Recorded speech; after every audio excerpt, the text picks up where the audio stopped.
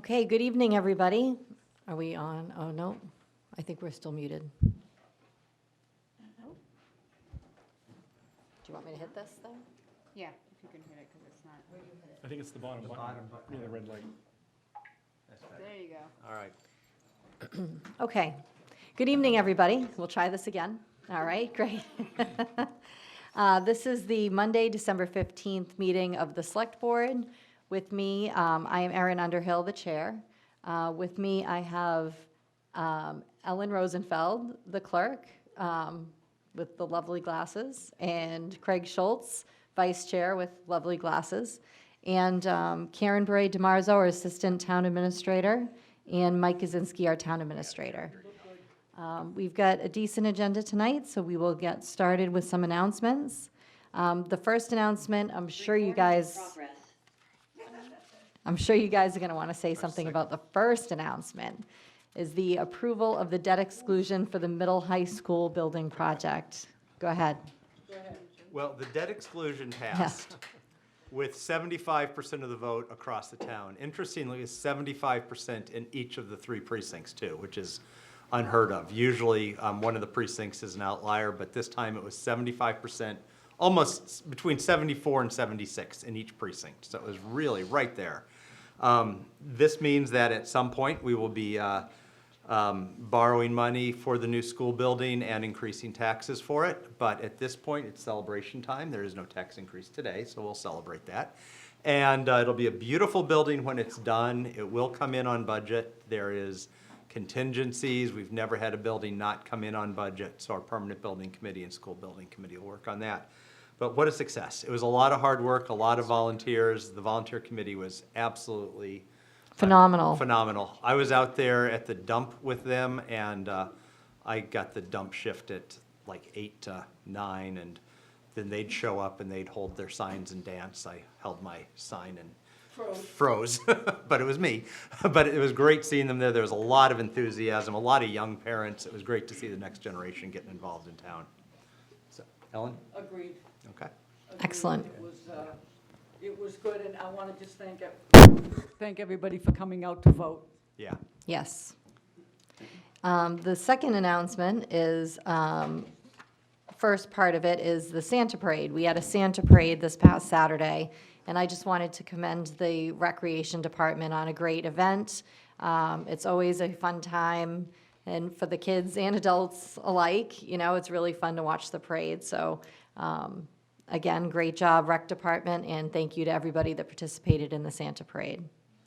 Coming up tomorrow at 5:30 p.m. on the Town Hall lawn, we will be having a menorah lighting, and Ellen's going to speak to that a little bit.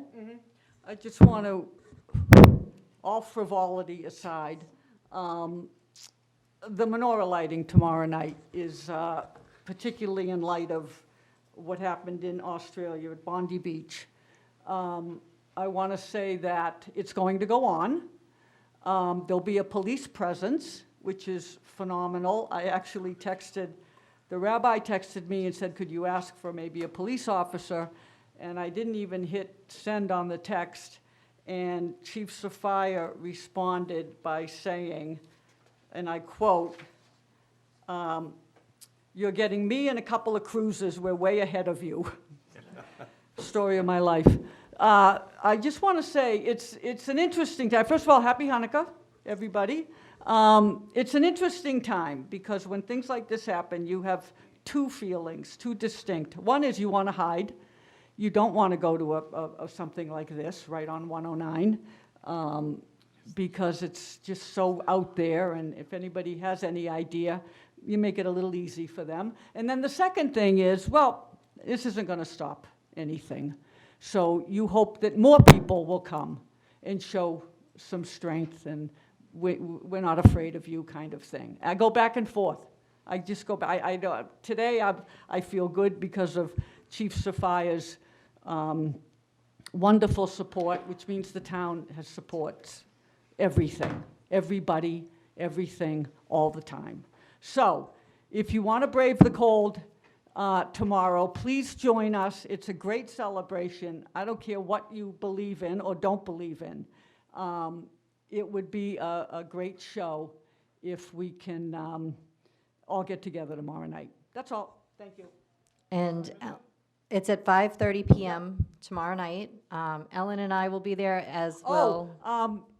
Rebecca Rausch, our state senator, is coming tomorrow night. I confirmed with her. The ceremony starts at 5:30. It's going to be freezing out. It's no longer than 20, 25 minutes from start to finish. So really, if you can come by, it's good. They have food and some music and stuff. Yeah, I'm unfortunately in Quincy until 5:30 conducting COO interviews, so I can't leave, or I won't meet the last candidate. So- I went once. I happen to You not be did? Jewish, but it was a very good event, You're and coming tomorrow, right? I'm coming, Yep. yeah, I'll be there, so, Awesome. excellent, okay. Thank you. Sure. Any other announcements? No? Okay. We will get kicking off here then with our municipal moment, which is about community transportation findings.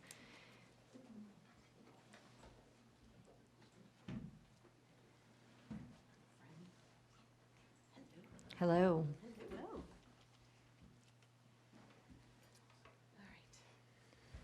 We have Bob Weiss and Anne Marie Gagnon here that are going to speak to the topic.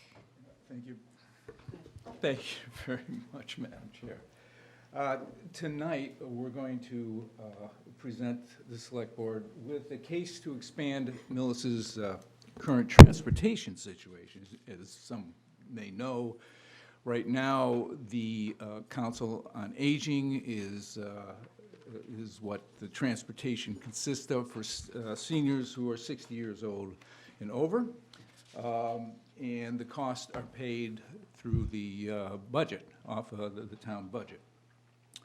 Millis also pays, in addition to that, we pay $57,097 through annually through the Massachusetts Department of Revenue's assessment to the MBTA. And we don't get any other transportation. That's a lot of money. So tonight, Anne Marie and I are going to present to you what we have found in our research, and we have reached out to a couple of regional transit authorities. And if I can share my screen here, I'm going to go through just a few slides. And yes, okay. We reached out to GATRA, which is the Greater Attleboro and Taunton Regional Transit Agency. As some folks might know, they already send a shuttle through Millis, but that is, it starts in Medway and goes to the Norfolk commuter rail station. But right here, you can see that most of their area that they cover, us, Millis being here, most of their area is south of us and west of us. When we went to, we'll go to the next slide, If I So they can. don't stop in Millis? They do not stop in Millis, no. If a senior were to live in a community that GATRA serves and they decide to call up a ride and they want to come to Millis, they will come to Millis, but they won't originate in Millis. So we do have people who live in Medway, for instance, who use their service and come to our center. So sometimes you see the shuttle bus, but they do not provide service right now. No regional transit authority provides service to us at this time. So by way of more, the last time we were here a few months ago, we were charged with doing more research based on the fact that we're looking to, from community questions and inquiry, to potentially expand our program to see how much more we can serve, how much we can add to the seniors that we serve, in addition to that we are the only group who does the paratransit, accessible transportation for the community, and what that would mean for adults 18 and over as well with disabilities. So we are now here again to let you know what our research is. So go ahead. Right. We also talked to the Metro West Regional Transit Authority.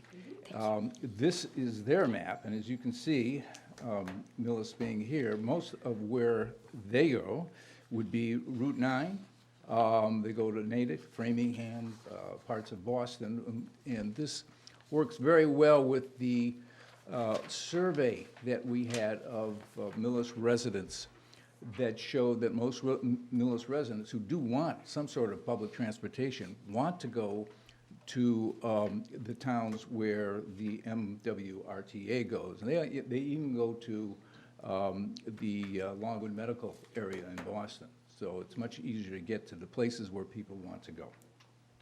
As I mentioned, there's an automatic assessment made to the town. It's $57,097 a year. As you can see here on this slide, that goes to the MBTA. And because we're in an adjacent town, so we have to pay to the MBTA. And so what we're talking about is expanding the service to disabled riders under 65, as well as to the current folks who can use it. And this $57,000 would go towards that. This is the program that MWRTA provides called Dial-A-Ride. As you can see, they even say it's programs often run in collaboration with the local senior centers, and it is for anyone over age 65, that we will be able to continue our program at 60 and older, but also disabled folks who are under the age of 65. And what we'd like to do is try a pilot program, and at our next opportunity, we would like to bring someone from the MWRTA in to explain the program in more detail. So just to kind of recap what you said, just to make sure I understand. So we've been paying and currently pay over $57,000, and we do not get anything for that, correct? That is correct. Okay, so, but we could get something for that through the MWRTA. That money could be applied to them for use of their services. Okay, do we have any feel for whether that amount of money is adequate for what our need might be? Or do we foresee a deficit in, like the 57,000 will only go so far and we'll need more? Do we have any feel for that yet? So from our preliminary conversations with both groups, that amount of money is a great opportunity for a pilot program. It Okay. wouldn't change anything of what we currently do downstairs with the Council on Aging. It would just add to it. And when we reached out to these regional transit authorities, they were thrilled to hear from us because they can't necessarily reach out to the dozen or more towns in the Commonwealth who don't have service. But they're thrilled when a partner calls. So they were both happy to talk with us, and it really just comes down to where they go. So if somebody wanted to go to Foxborough, and maybe the Metro West Regional Group doesn't go there, of course, then what we do with the Council on Aging would continue to go that direction. But if you look at both of those, the Metro West Group fulfills more of the need for where our folks currently go. And then what we do downstairs can continue to augment that. And because right now, obviously, we've had parents who have come forward about their young adults who are 18 and over and with disabilities, and what else can we do for them. Right now, we're happy to help provide those rides, but that's, our primary service is to seniors, and so far it's worked, but we would like to be able to do more consistently and different times. So they run these RTAs run a little earlier and a little later than what we currently do. And since we can use that money, well, that's great. Otherwise, the budget that we currently have wouldn't be appropriate. Right. Does that answer your question? I think it's yes. best if we are able to invite our preference is Metro West based on the route, to have Yes. them really explain and lay out exactly, because even when we met with them, it sounds too good to be true. But that's, it's we just pay it to the MBTA and we never see anything. Yeah. Or they are actually able to recoup that money and do something with it. Okay, yeah, that'd be great if we can Okay. invite them. Yes, let's do that. would you be able to reach out, or would one of us need to reach out? No, we can reach out. You to them. can? Okay, that'd be great. Yeah. Let's get them in and see what they have to say about that. And, you know, I think this is a really good first step to do this pilot, see how that works, see what the MWRTA can provide for us, and see how that all meshes, and then see what else we can do, what other need there is, and what else we can do to fill that. So thank you for doing all of that legwork and research. Can I ask a question? pleasure. Yeah.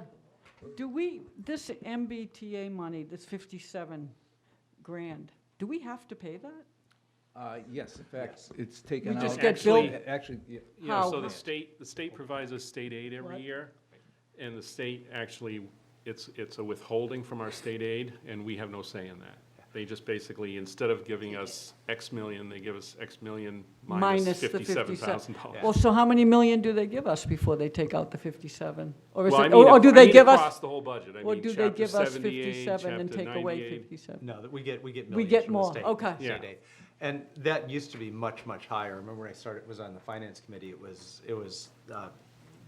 over $100,000 back in the Which 90s. was, the 57 was over 100? Yeah, in the 90s. We brought it down. Charlie Aspinwall brought it down considerably.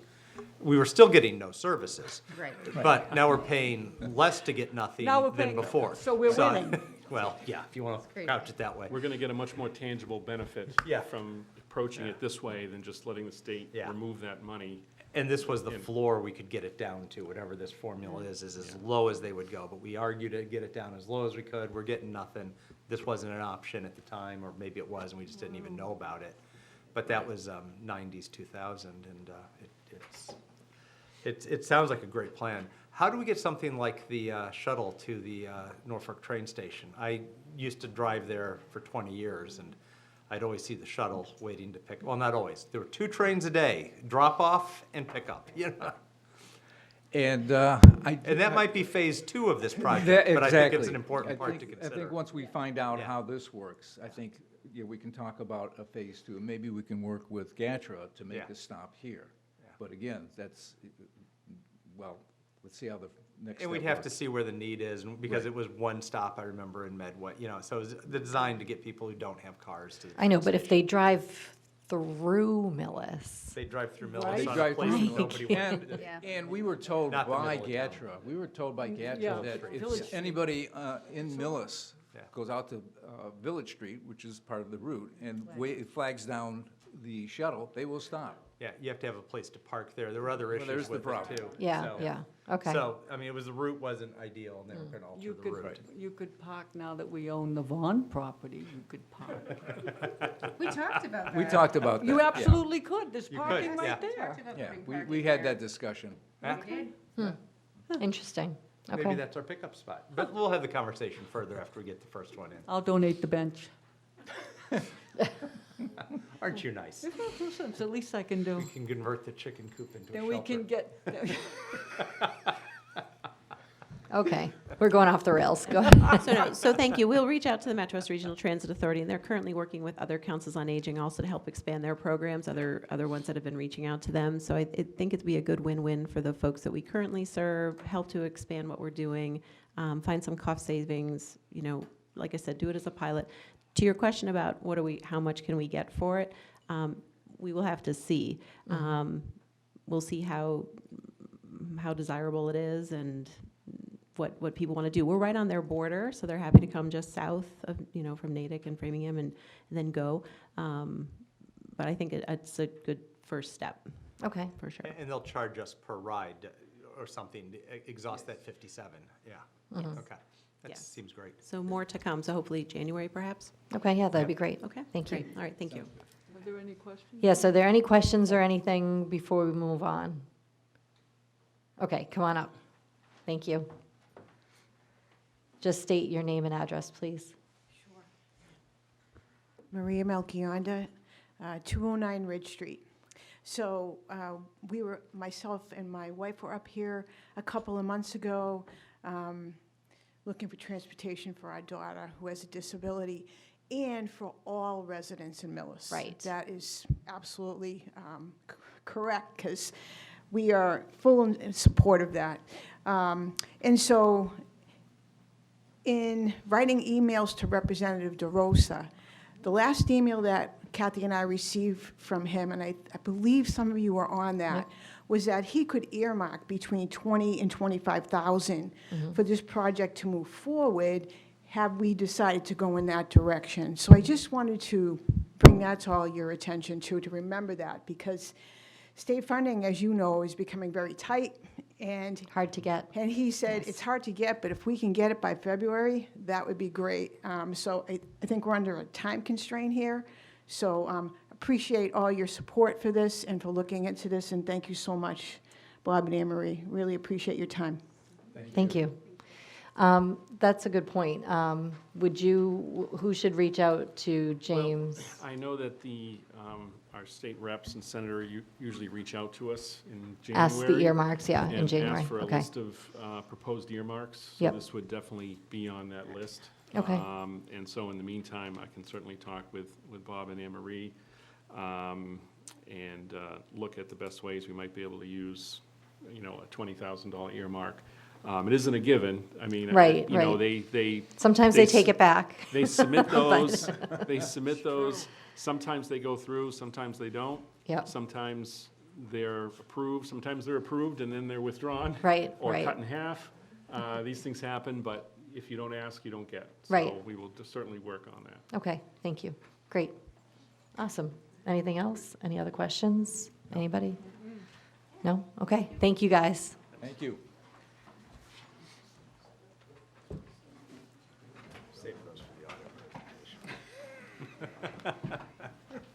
Okay, so the next thing we have on our agenda is to consider the creation of an on-call conservation agent position.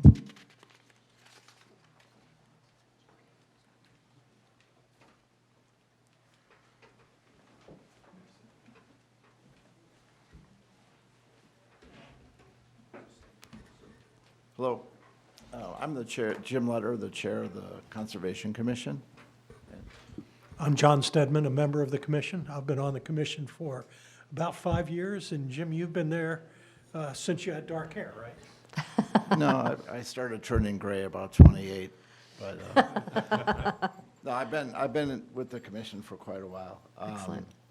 But we're here to request an on-call conservation agent, and actually potentially a shared conservation agent to help us with our duties on the Conservation Commission. There's a lot of reasons why we really need an agent to help us. Well, first of all, I don't know if you know this, but every other town abutting us actually has a full-time or a part-time agent. Not surprised. Yeah. And as you know, Millis is very full of wetlands. There's been a lot of instances where we really could have used an agent to help us in emergencies and other problems that, that we've been having with development and homeowners that have problems with trees, and just the technical expertise is really an important thing for us to help us. Just for everyone's purposes here on the meeting, can you just briefly explain what the agent would do for us? Like what kind of things that they would do, handle? Do you want to handle that, John? Yeah, I will. Well, as you all know, the Conservation Commission is charged with administering and enforcing the Wetlands Protection Act. So that is our role, and that's anything that happens within 200 feet of a river or 100 feet from a wetland. And as Jim said, there are a lot of those in this town. Our commission is all volunteers. Most of them work full-time.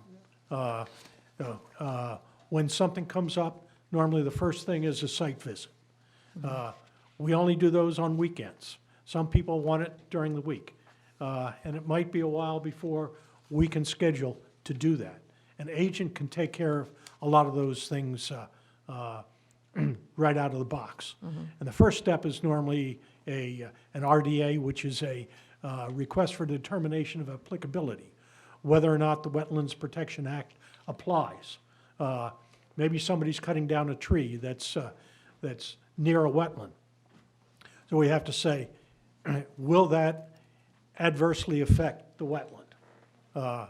And we make a determination whether or not they have to file a notice of intent with detailed plans, which costs them money. Okay, And likewise, we can't delineate a wetland. So if somebody's got a more complicated project, we might require them to hire a wetland specialist on their dime to delineate the wetlands. If we have an agent can do a lot of that. If it's above their their expertise, yeah, they would make a recommendation to the commission that we hire somebody. We have, so far this year, we've issued 2 enforcement orders where there was a violation of the Wetlands Protection Act. One of them on Main Street. If we'd had an agent, that would have been seen earlier before the damage was done, where they put a lot of fill in the wetland that actually probably went into the Black Swamp. And then there's another one at Finfur and Feathers, where we have an enforcement order. They're working with us on a plan. We've got some enforcement orders that go back several years that are just there, that in essence is a lien against the house. And when there is a project approved, there's orders of condition. And those, we do our best. We do a good job of seeing that the initial erosion controls are in place. But after that, you know, we don't have the resources. We can't work with homeowners to see that these things are done right. A lot of times they never file the request for compliance. And when they go to sell the house, they can't. So we have to react quickly in order to clear that title. And even more important than all of that is we have the best administrative assistant in the do. state. She's been awarded, she's phenomenal. If she wins the lottery and says, I've had enough, and we all buy her tickets, yep, the town would be in bad shape. yeah, It would be dead in the water, and personally, it would be hard for me to serve without that support. So the town is really vulnerable in this area. On-call would be good, but that's reactive. yes, If we can get a shared agent, that can be proactive and will save, it'll make the town easier to work with for development standpoint. I think it could save some people money. If we had an agent, as much as I hate to use his name, Bob Fox at Emerson Place, rather than him having to pay Beta, the agent could handle that. So we could be more development friendly in that case. Glen Ellen's probably too big for that, but it would have worked there. And in that case, Dan Merrickin is on site anytime that Beta's there, and they work it out. So I think the town is vulnerable for not having a resource that has the appropriate expertise. Thank you. okay, thank you.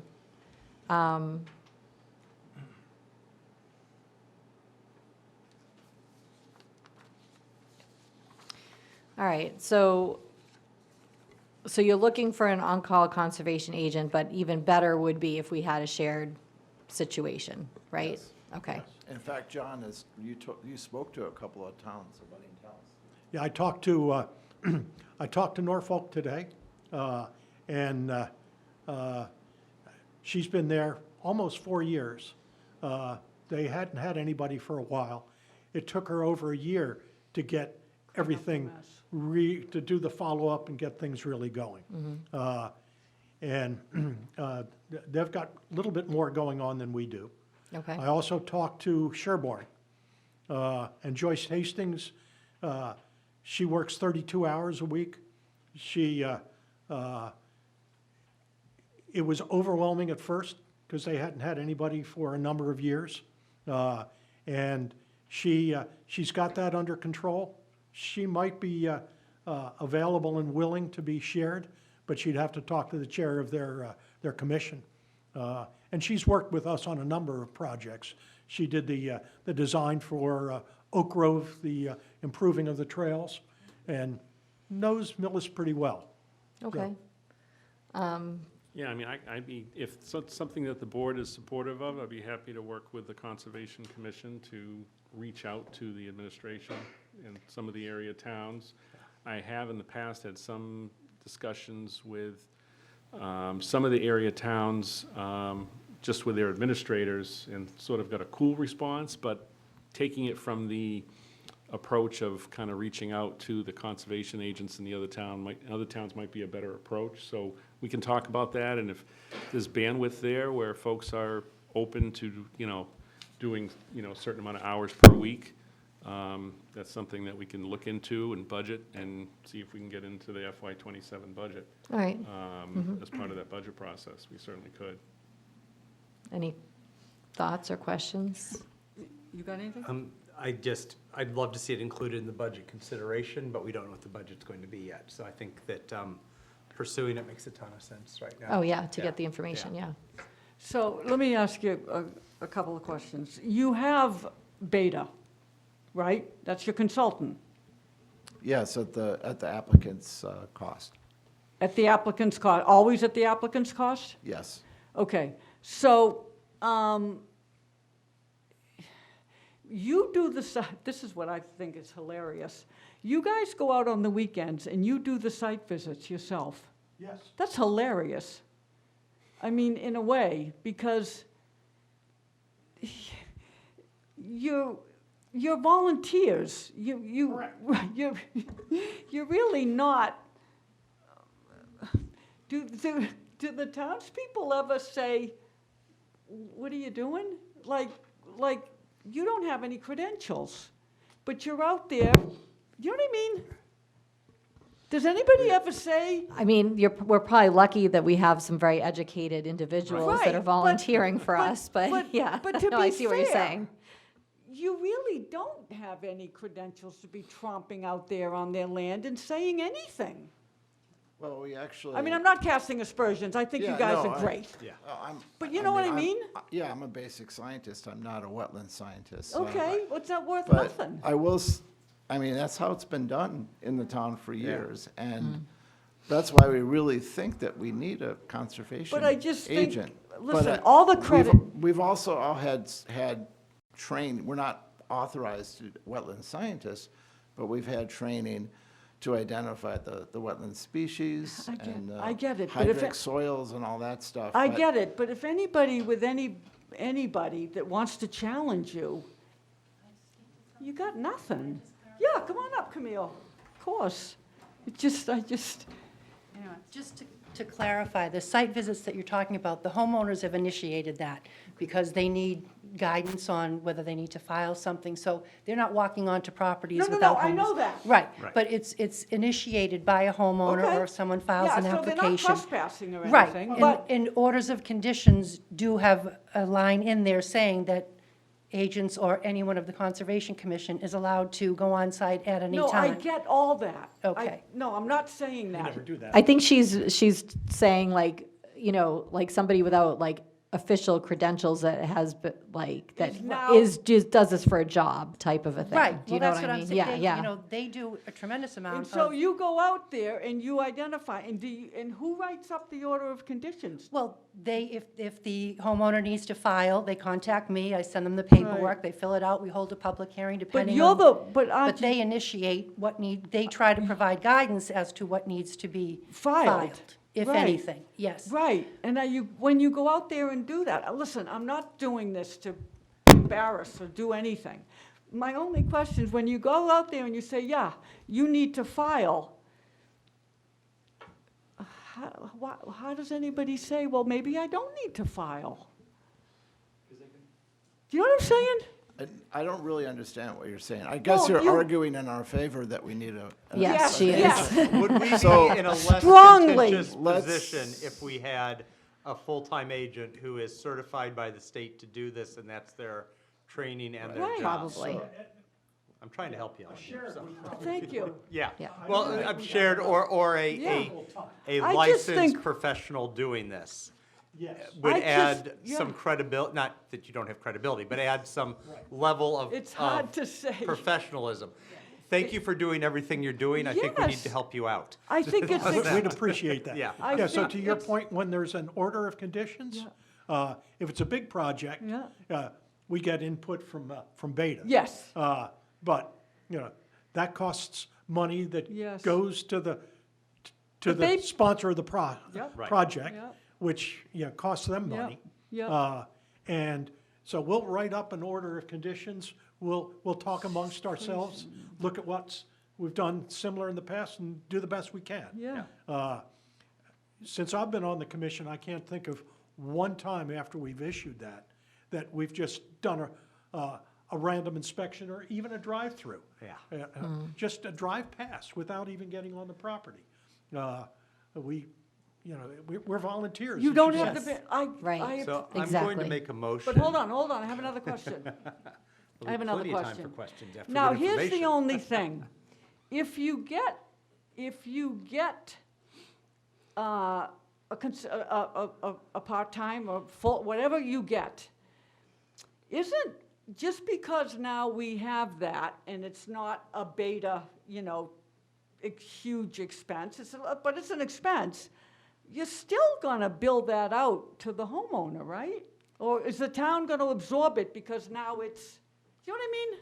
Well, I would say that to the extent legally we could, not every action that a conservation agent would take would be attachable Cost, to right. a proponent of a project. So, Right. you know, theoretically, like maybe half the cost could Right, be, but based you- on what You projects know are what going I'm on. saying, right, and- John? Yeah, but a lot of it's not that complicated. Somebody Yeah. has to replace a septic tank. Right. And it's by the wetlands, you know. So we look at what's disturbed and, yeah, what trees have to come down and work with them. And I Right. don't know that, you know, an agent could do that and do it probably more professionally than we do. Right. We do a pretty good job on that. And you know, that wouldn't require anybody actually doing a survey and flagging the wetlands. Right. So there are a lot of things like that Right. that can be done. Removing trees, yeah, is it a risk? Is it diseased, or is it just something somebody says, I want less shade? You know, What percent of Beta's involvement do you think would be less, or would be none, because they really only do the big stuff anyway? Do you know what I mean? I think Beta is really only for the big stuff. Okay, so that really probably wouldn't even be impacted, Okay. right? All right, I move that the board includes the request for a part-time on-call conservation agent for the FY '27 budget, and request that the town administrator talk to surrounding towns about the potential to share an agent. Second. Okay, it's been moved and seconded. All those in favor? Aye. Motion carries We'll be unanimously. discussing this much more as we Yes. get numbers and information. And thank you for all you do. Thank you. Yes, thank you. Thank you. You know, before you leave, you know, John, and you know, I've been looking for a town engineer, as you know, right? And then somebody said, well, maybe you can get an engineer that's got some wetlands experience, but that's probably hard, right? I would think that would be hard. Okay, I would think that'd be very hard. I think so too. Actually, we are working very well with Bob Fogarty Good. on some things, so that's good. Okay. Good. Thank you. Getting to the highlight of the evening, so just get ready. All right, so the next thing we have is our fiscal year '24 audit presentation. Madam Chair? Yes. So this evening, we have our auditor, Scott McIntyre from CBIZ. And he's worked with the town for a number of years, and he's coming in to do our FY '24 audit overview. And our finance director is on Zoom, so if you have any questions for her, she is available as well. Okay, great. Thank you. Thank you. Scott McIntyre, I'm one of the partners at CBiz. As Michael said, I've been associated with this audit for many, many years. Pleased to be here tonight and give you a quick overview. I heard busy agenda. I'm going to give you a quick overview of our audit of your financial statements, and then I'll talk about some of the key numbers in your financial statements, and then take any questions you may have. I know the document has been sent, but I'm going to kind of take the approach tonight of just talking about what I think we need to communicate to the board as opposed to turning multiple pages. I may give you one-page reference if you want to make a note of it as we go along here, but there really are two deliverables. There are your basic financial statements and what we call your governance letter. We, the audit community, if you will, calls it a governance letter because our professional standards require us to report to, and the phrase that's in the professional standards is those charged with governance. It's a mouthful, so the profession sort of just calls it the governance letter. It's really what you need to hear from your outside auditors. It tells you the scope of and timing of our engagement. It tells you the auditing standards that we followed. We followed both generally accepted auditing standards in the United States as well as generally accepted government auditing standards. There's some differences, a lot of similarities, but there are some differences, but we are required to follow both sets of standards. It talks about significant risks in there. We identified one significant risk here in Millis. We identify that one significant risk in every audit we do. That's because the professional standards require us to assess the risk that management could override your internal controls. What does that mean? It really means nothing to the town. It means a lot to us as your auditors. It means we have to design procedures to safeguard against the possibility that management could override your own internal control structure. So it's really a risk we identify, and we have to go out and design testing procedures to make sure that the system wasn't overridden. A lot of estimates in your financial statements. Your net pension liability, your net OPEB liability and related accounts, capital assets and estimated useful lives. All of those are significant estimates, and again, our professional standards require us to report that to you. You'll see in this governance letter that there were no disagreements in how to apply generally accepted accounting principles between the town and our firm. The letter goes on to tell you that the results of our procedures, we did not need to propose any significant audit entries as a result of our work. Essentially, the easiest way I've always thought to really communicate that is we found the books and records for the town of Millis to be in good working order.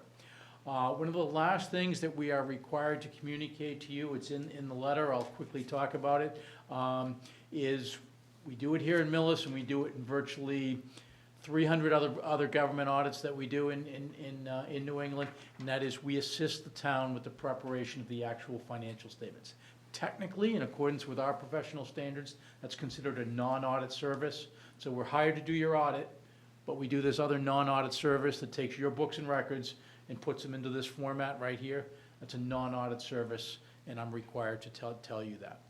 Now, in terms of the actual financial statements themselves, our opinion is on page 1. Our opinion is what is known as an unmodified opinion, or opinions technically. Also thought of as a clean opinion.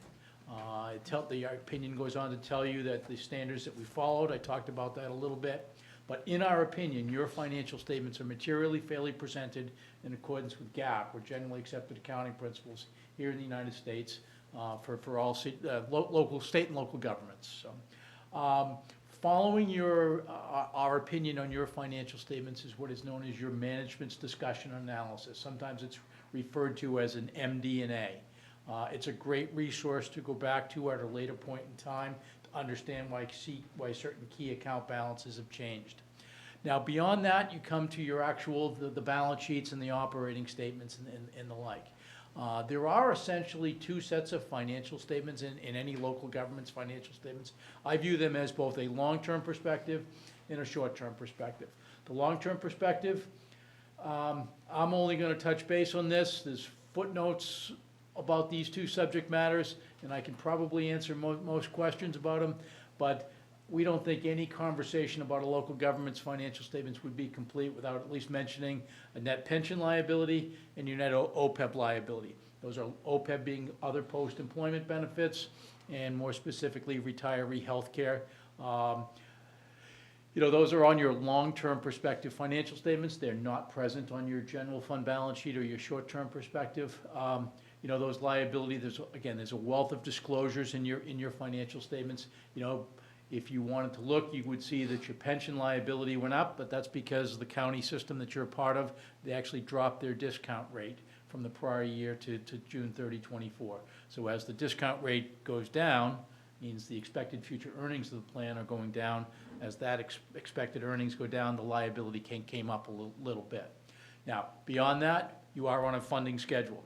I don't have that number off the top of my head. I bet Mike does, when the county would be fully funded. So a lot of times it's like 13, 14, 15 years away. You keep doing what you're doing for another 13 to 15 years.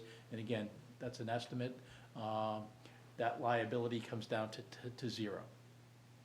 Following that, you get to the short-term financial statements, your general fund balance sheet, which really is the first place that most readers want to turn to. And if people wanted to make a note, this is print page 17 in Millis's June 30, 24 financial statements.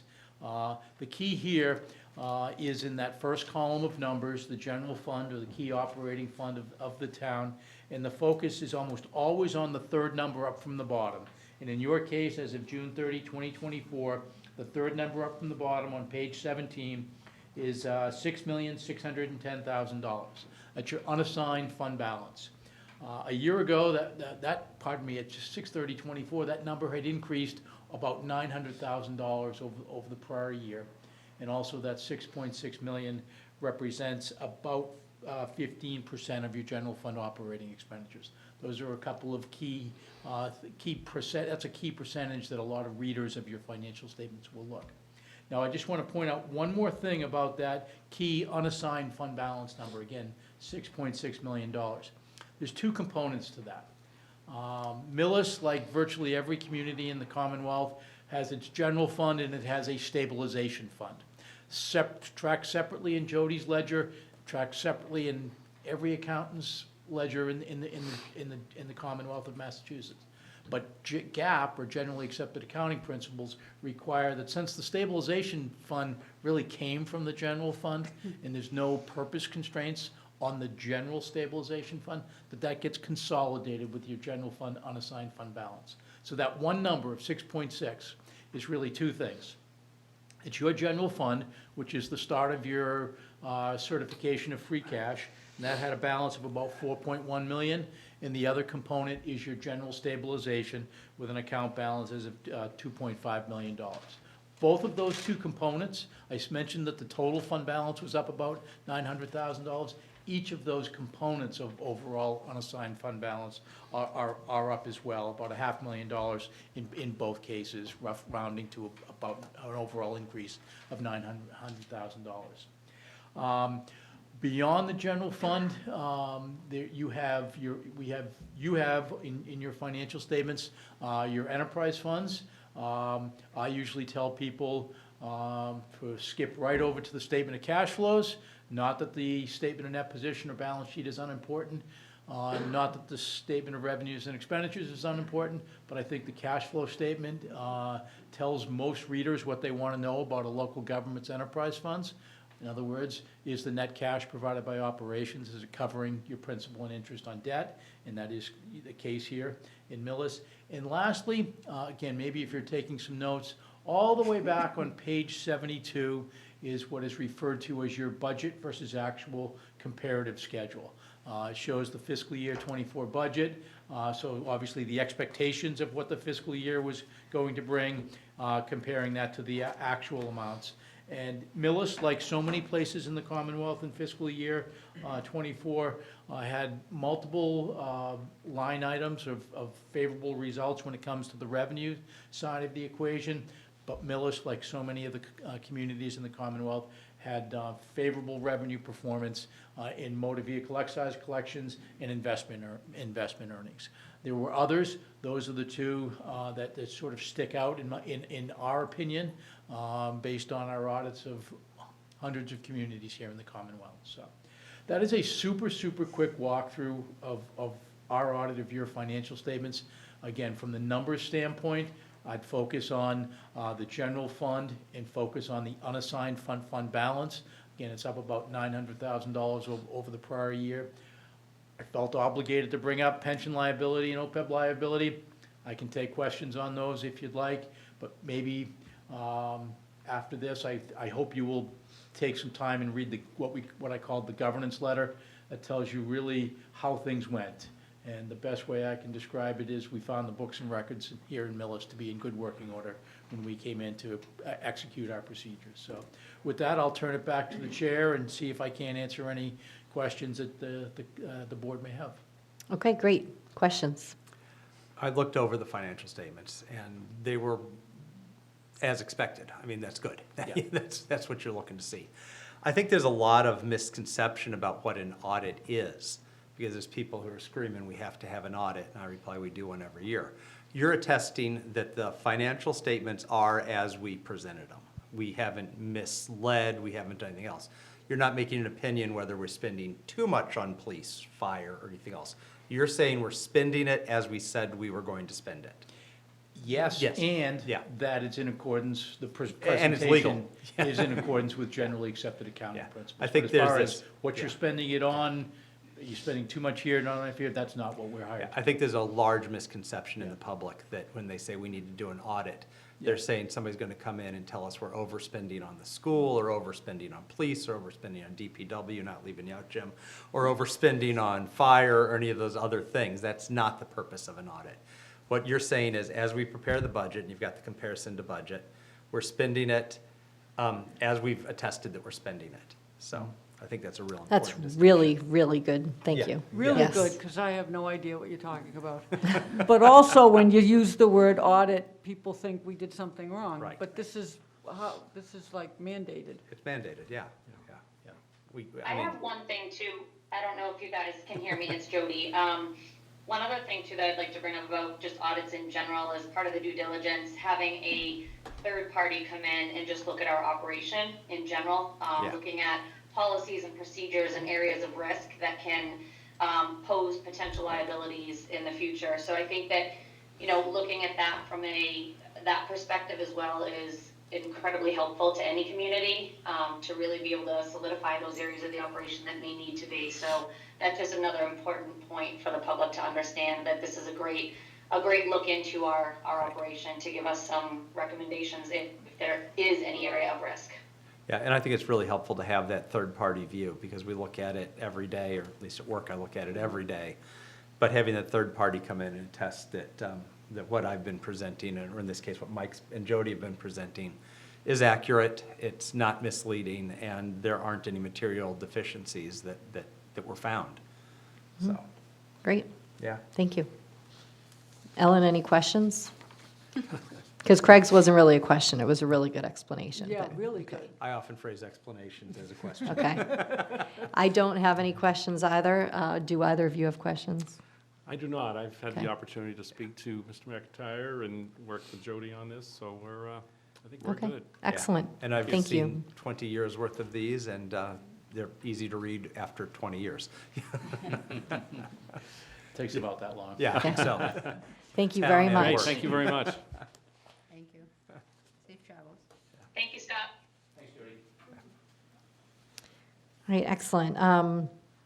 Next I'll up, make a motion. oh, I move the board accepts the audit as presented. okay, perfect. Second. All right, it's been moved and seconded. All those in favor?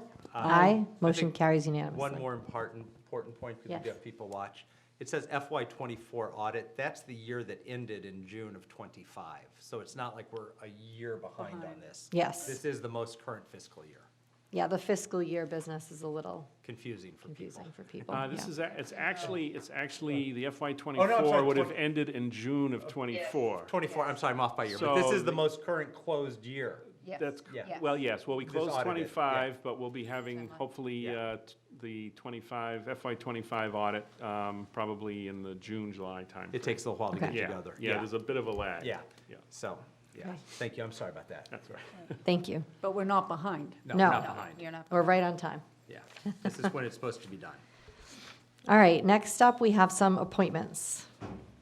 All right. Hold on, I need to So get to my special page. municipal Yes. employees, a special municipal employee is basically sort of a way, I shouldn't say it's a way to get around, it's a modification of the conflict of interest We never say it's a rules. way to get around. I was gonna say, I'm not gonna say it, no, it's a modification. Shut off the owl. Yeah, shut off the owl. So our deputy building inspectors are part-time. They fall into they fall under the rules that they can be allowed to be appointed as a special municipal employee.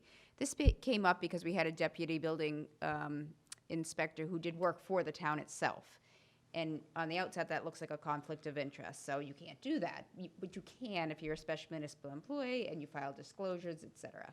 So that's what we're asking for you to do, is to actually designate these two part-time roles. And it's not the person, you're actually designating the job itself, the role, as special municipal employees. And so that's the deputy deputy plumbing and gas inspector and the deputy electrical inspector. And again, then if they do work for the town, they just have to file a disclosure and we can pay them and all as well.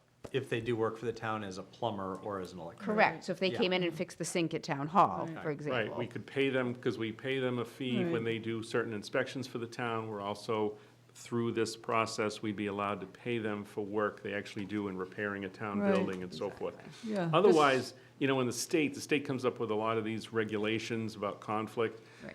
And they don't often take into consideration the dynamics of small towns. Yeah. You Small might not pool. have Yeah. 50 plumbers that work right around the town that can do that work. It might only be a few plumbers, a few electricians.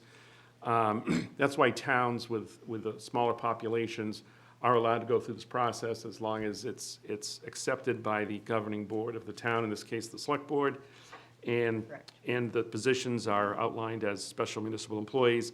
They're still required to file disclosures with the town clerk when they do actual, you know, every time they do an actual project for the town, they just need to file a disclosure so that the town is aware they're doing that work. So everything is above board. I move that the board designate the positions of deputy plumbing, gas inspector, and deputy electrical inspector as special municipal employees. Perfect.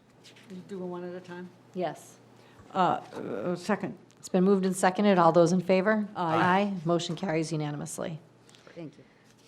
So next up, we So have an, Next up, Madam Chair, Yep. we have The a one letter thing from confused the building commissioner, Bob Fogarty, recommending that the select board appoint Nate Maltinsky as a local inspector in the Millis Building Department on a part-time as-needed basis. Nate is a dedicated, long-standing community volunteer and currently serves as a building commissioner for the town of Wayland.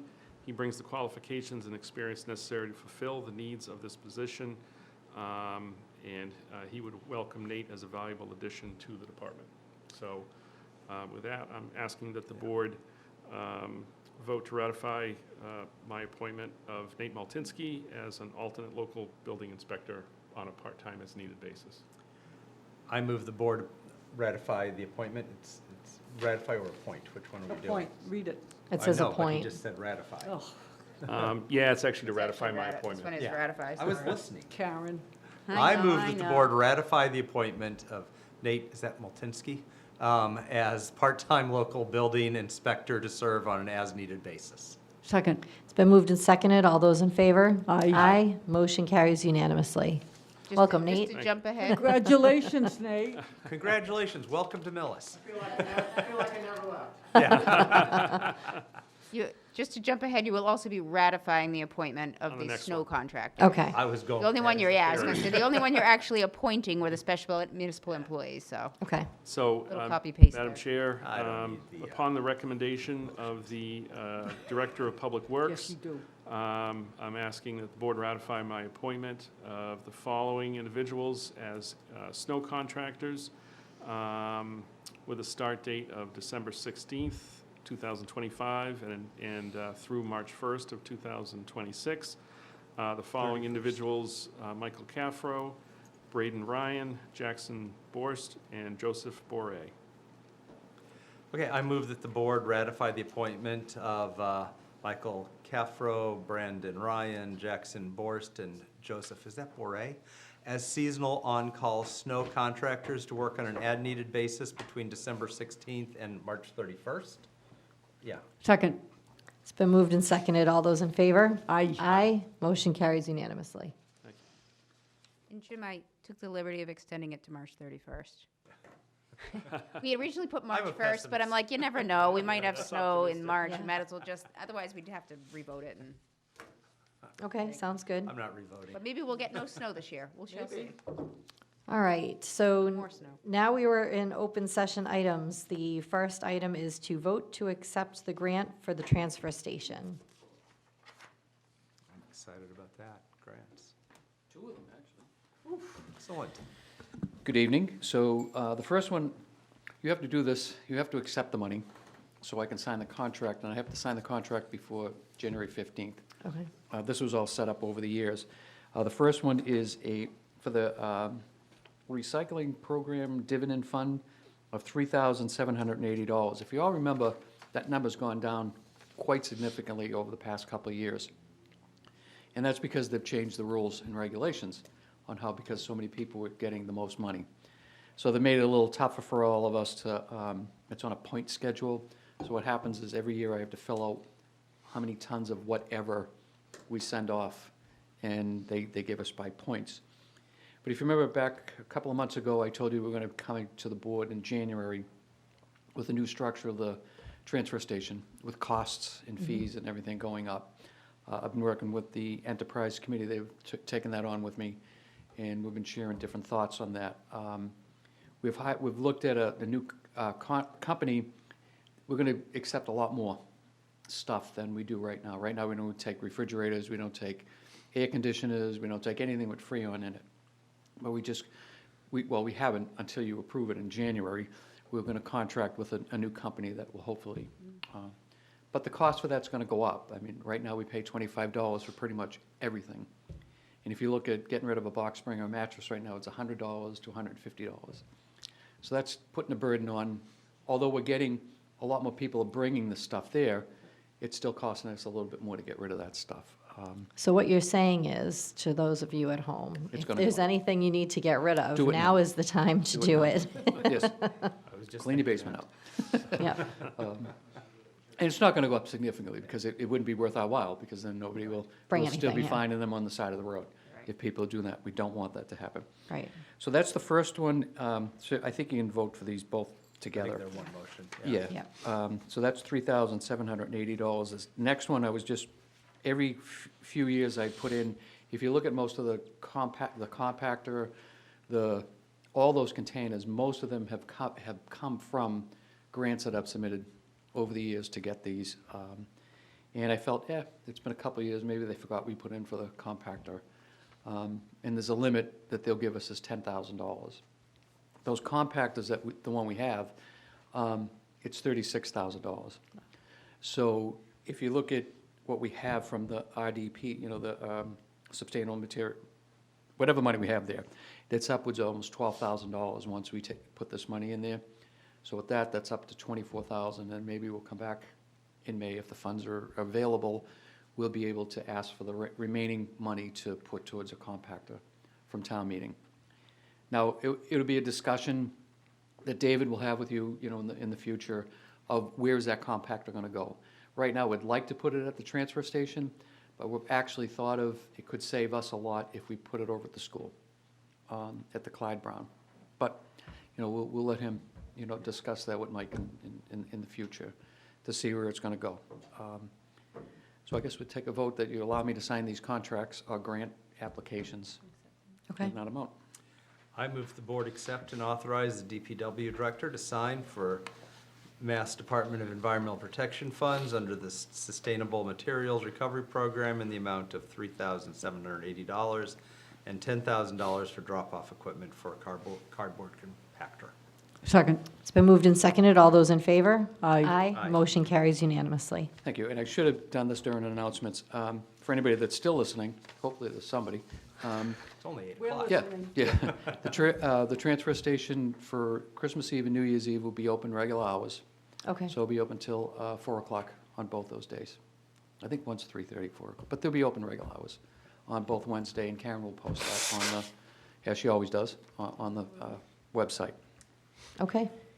And when you approve me to sign these contracts, I'm just signing, I mean, he still has to sign them. I still don't have the right to just spend money. So if anybody's saying, Yeah. you know, Yeah, the not town for- administrator not still for does nothing, it. But he's not staying here too long, so we really need to keep an eye. I'm okay with him signing this to get a grant. Yes. To go in the other direction. Yep. we have to Right, watch. right. Yeah, bye-bye grant money. So the second contract is for the street lighting. Remember Yes. at town meeting, we got the approval of the 10 ornamental lights. We were lucky that they're going to hold on to this price and again till January 5th. So that's why I came today to ask if you'd approve the fundings there for $70,900 to Standard Electric that's how they stated it, Standard Electric Wilmington. And they're going to match exactly what's out there, so there's still some of them left. Okay. I move the board approve and authorize the town administrator to sign a contract between the town and Standard Electric Wilmington for placement of 10 damaged ornamental street light poles for the amount not to exceed $70,900. Second, It's been moved and seconded. All those in favor? Aye. Motion carries unanimously. I have to say, Thank when you. you drive down 109, Yes. It In looks the- nice. It does. It I was looks- looking at it tonight on my way I down. was looking at it last On night. the- Yeah. It looks, Yeah, the fire put up all the wreaths and you Looks don't good. see that. Harrison McPhee did most of the trees. Chris Fogarty also did a lot of the decorations out front. Very nice. She did around the trees, and Robbie, did you put any of them up? And I John was did, gonna John. say, well, It thank looks- John So it was Engler, a too, community effort this year. climbed up to put the wreaths or put the light Somebody on the commented wreaths. to me that it looks, Working on it. did we do anything different? It just looks great. You know what we didn't do? We didn't put as much, and. And I think it looks it's- better. It does, correct. But we didn't do the Exactly. big tree. Yeah, Yeah. Less is more. and I with the will say, menorah if you lit up notice some tomorrow, of the it'll be lights are out, they're gonna be fixed tomorrow because a couple of the strands were older, so as soon as they went up, the Yeah. lights went out, of course, so just gonna get a couple new ones, but it does look nice. good. Thanks. Thank you. Thank you.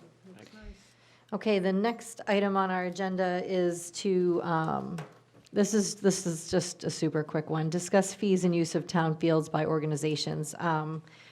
All I'm looking for here is just kind of an agreement between us that we can the town administrator can kind of take this offline and do some more research in terms of what groups use the town fields, what fee schedules are charged to the different groups, or what the arrangements are, just so we can get to an equitable place for all groups involved in terms of cost for field use.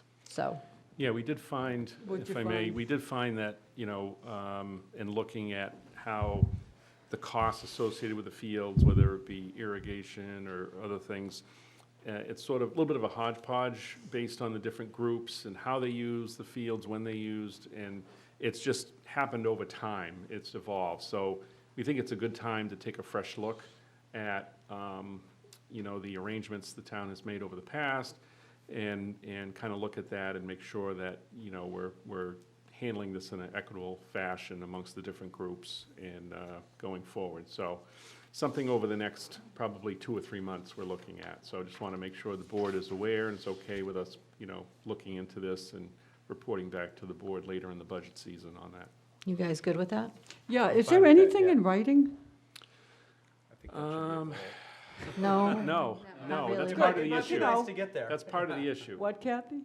No, I want to say something, Adam, Oh, Okay. it's part Yeah. of, yeah, it's just an Yeah. evolution. It's This been, one said yes, this it's been an and this one said evolution that, over the and- past 20 years, and different things happen at different times, and we the town sort of addressed things as they Right. went, but we're finding now that it might not be fully equitable in Oh, that really? approach. It's not equitable So that way? So in the pursuit of being equitable, we want to take a fresh look and just, make sure everyone feels they're being treated So fairly. the first thing you're gonna do is get paper and find out where we are. Exactly. That's gonna take 3 months. Yeah.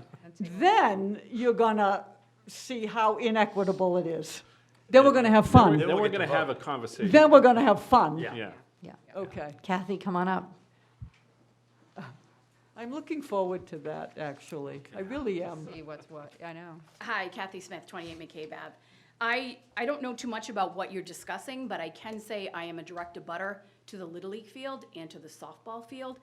And if you're I'm not sure what the contract will be, but we've had lots of issues. The softball field with the noise, with the music, with the 4-foot speakers that they play all the time, with the Little League field, renting out the fields every weekend, them coming at 7 a.m., playing music. We go out and ask them to please turn it down. Their response is, I rented the field, I can do whatever I want. Oh, Yeah, it's bad. It's bad. It really is bad. We have a Okay. legal right to quiet enjoyment. We have a neighborhood where people work 24-hour shifts. We have emergency room nurses. We have people recovering from cancer. We have infants. And there has been a huge lack of common courtesy in this area. So I'm not sure what you're doing with the fields, but you have to consider, these aren't fields in the middle of nowhere. They're literally 10 steps away from our homes. We shouldn't have to stop a Zoom call, shut all the windows, so we can continue working. It's just very unfair, very unfair. Yeah, I think- I'm not Thank sure you what for bringing you're that doing, to our but- attention. But we've talked to both, Bob Mulaney, and his response was there is no noise ordinance. Doesn't mean you can play the speaker at volume 50 First of during the all, it's workday. not true that there's no, that's not. yeah, true. there should be. There is a construction ordinance. There is not a know, noise I ordinance, know, Ellen. but- There is a construction ordinance, which know. is different. Because people work during, people sleep during the day, people work during the day. Very, Perhaps we need a noise ordinance. Yeah, very lack of common courtesy in this entire area, which is very frustrating to Is the it neighbors. mostly weekends or weekdays or weeknights? It's all the time. All the It's time. softball all the time, So- from so 3 to high 7. school softball. 3 to 7, and yeah, go, hey, can you turn it down a little bit? I got, my neighbor who's an emergency room nurse sleeping, she calls me, can they turn it down? Well, and the response is call the police. I don't want to call the police. That's a ridiculous use of It's the- police. Is it the high school practices or high Yes. school games? All of them, all of them. The Little League, they rent out, 7 o'clock, they're there with the 4-foot boombox playing it, 7 a.m. on a Sunday morning. Okay. You gotta run around, shut all your windows, you go over and say, hey, could you turn that down a little bit, common courtesy, it's Sunday morning?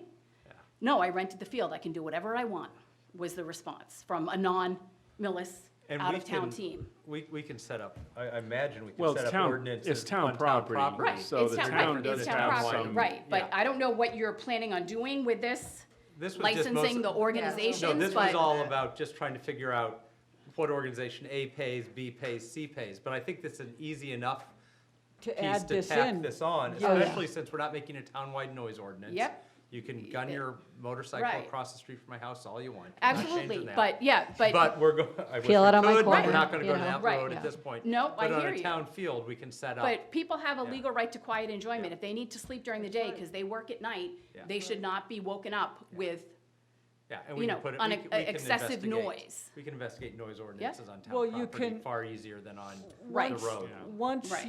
once you get to the bottom of this, and we start to see the contracts that are being written, Yeah. we can add to the Yeah. contract. Yeah, You there can- is only a You can construction. include some There's only a basic construction decency ordinance, noise of- ordinance. There But- is but no these will be- town noise ordinance. But this won't be an ordinance, it'll be part of the contracts It'll that be part rental of the groups. rental agreement. Yeah. Yeah. If Yeah. you Which want to is rent different. our land, Yeah. Which brings up another interesting point, is that we are not renting that field. But we are renting it to the Little League theoretically. They have an agreement to use it. Exactly. So we They can are bake it They are in into there. turn So- renting it. So They that's are what I'm saying. renting I'm it. not saying This they is- this can't. is To but the- Medfield, And Slugger. this is part This of is the where we've got to broader- get to the bottom Yes. of this. This is That's part why, of the that's why broader it's, renting it. it's not the Yeah. town per se. Yeah. It's going Yeah. through like third party, and so that's Yeah. the problem. I We think have we no can figure a control. way to address This this. is definitely a piece of it. There's no Yes. question Yep. So we need to that figure we out need how to incorporate. monitor. So it is part of the broader conversation. Yeah, they are So- definitely renting it to an out-of-town club team from Medfield, 110%. They are definitely When's the doing that. season start? I'll wander down. I don't know. They definitely rent it. And I'm You not see saying kids it's, in their uniforms. right or it's Right, wrong, but I'm right. saying it makes it very hard to monitor and to, Right, yeah, right. to establish anything. Just So that's common- what we need to common get to the courtesy bottom a of. neighborhood, that's all. Absolutely. They're not in the middle of nowhere. These fields are directly Yeah. in our neighborhood. And I Gotta think it's figure it out easier to clearly. do this than a townwide noise ordinance, which Yeah. every time we've tried to do it, got everybody convinced that their screaming kids are gonna get the police visit. So we'll look Yeah. at this which maybe Yeah. they should. Yeah. But, And- but will, or their Yeah. barking dog. It Yeah. would be, But this yeah, can be it addressed would on be town great to have property. a breakdown, Yeah. you know, from the abutters, and I know you were one of the butters, to kind of say what the key issues have Yeah. been over the past several years specifically. is it just getting worse every year? It's getting 10 times worse every year, every year. Yeah, Okay. just lack of common courtesy. It's a neighborhood. You're literally 10, I'm from here to Karen is the house. Oh, yeah. And they play, and we have a poor new neighbor. He's like, I can't work from home anymore. I'm like, you can work from home. You own your home. You can work from home. Yeah. This just got more fun. Yeah, it did. And we Okay. can address it Sorry. in chunks. No. We can look at the Yeah. contracts, Yeah. and we yeah. can look at the contracts Yeah. and what their payments Yeah. are. We can certainly address the noise piece. Absolutely. yes, Prior to Yeah. that, when the season Yeah. starts. Anything Yeah. that's creating a public Yeah. nuisance can be Yeah. addressed. I have a feeling that the whole contract situation may run past the season, but I think we can get to the noise ordinance yeah. when the season starts. Okay, thank you. as a Thank you, separate item. Kathy. Thank you, Kathy. Yeah, thank you. That's enlightening. Yeah, that is. We responded with pickleball as best we could, so this goes. All right, anything else on that? We good for now? We'll take a look, okay. Yeah. Next thing up is our review and approve select board licenses for calendar year 2026. It is the most wonderful time of the year, is it not? Are these all the things So we have you're to up sign? for. We so don't. You do not. So I have a gift for the board this year. A gift? A gift. Permitize is our new online permitting system, and that is what we use to roll out the renewals this year. I cannot say it was smooth. It was not smooth. We had to assist a lot of people. I give a lot of credit to Victoria, who was trying to take on a new position and still trying to do this because we were just overwhelmed with people trying to figure out the system. It will be better next year. We worked out some of the kinks, and I think it will be great. But part of that is that you already have electronic signatures that you have allowed us to use in the permitting system. So once you approve it, you do not need to physically sign this year. So imagine that. I'll So- still be able to point at the signature. This will be on the great thing. for me, Okay. though, Yes. because And be my like, "That is my signature is signature." longer than everybody else's signature, So- so. Quick question, though. Sure. Were all the glitches just people not used to it, or was there a glitch actually It both, with it was, Perimeter? it was both, because we Really? had to develop how we wanted the permitting to look on our end. And so there were things that we thought would work well, that didn't necessarily work well. There were a couple of other things. Some people just struggled and came in and said, I don't do this. So we would just say, give us the paperwork and we'll put it in. That was me. So, yeah, Ellen being one of them.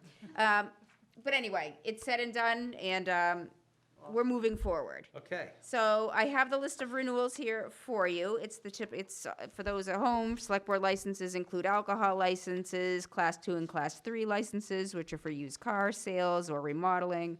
Common victular is a food license issued by the select board. It's for establishments that are basically restaurants. If you can sit down and eat in the building, you need a common victular license, et cetera. So if you want to, you can approve the whole list first, and then I have two kind of standouts that need special Okay. consideration. Yes, we I move do. that the board approve the 2026 Select Board issued license renewals as presented. Second? It's been moved and seconded. All those in favor? Aye. Aye. Motion carries unanimously. Okay, and the outliers? And the two outliers, so Tandrini's Farm is one of them, so that's for their alcohol license. They are an outlier because they closed down basically for the winter. They've taken their tent down. I believe they've taken the tent down, but they're not going to reopen till spring, and they need to have an inspection. You have to do a life safety inspection. So that will happen in the spring when they put the tent back up. So I'm asking you to approve their alcohol license conditionally, and I have it in the Yep. motion. Okay. I move the board approve the 2026 all alcohol on-premise license for the Tangerini Spring Street Farm, Inc., DBA Tangerini Spring Street Farm. I don't know why they have different DBA. Pending a passing safety inspection prior to the opening in spring of 2026. Second. Moved and seconded. All those in favor? Aye. Motion carries unanimously. And again, the safety inspection, it's from 780 CMR, section 110. It's from the building code, and it's basically for electrical and fire, you all knew that, right? For electrical, fire code issues, any building, and it's something they do once a year, so just to be clear. So Primavera is the other one.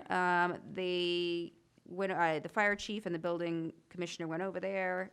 They're asking asking you to issue a 30-day conditional approval.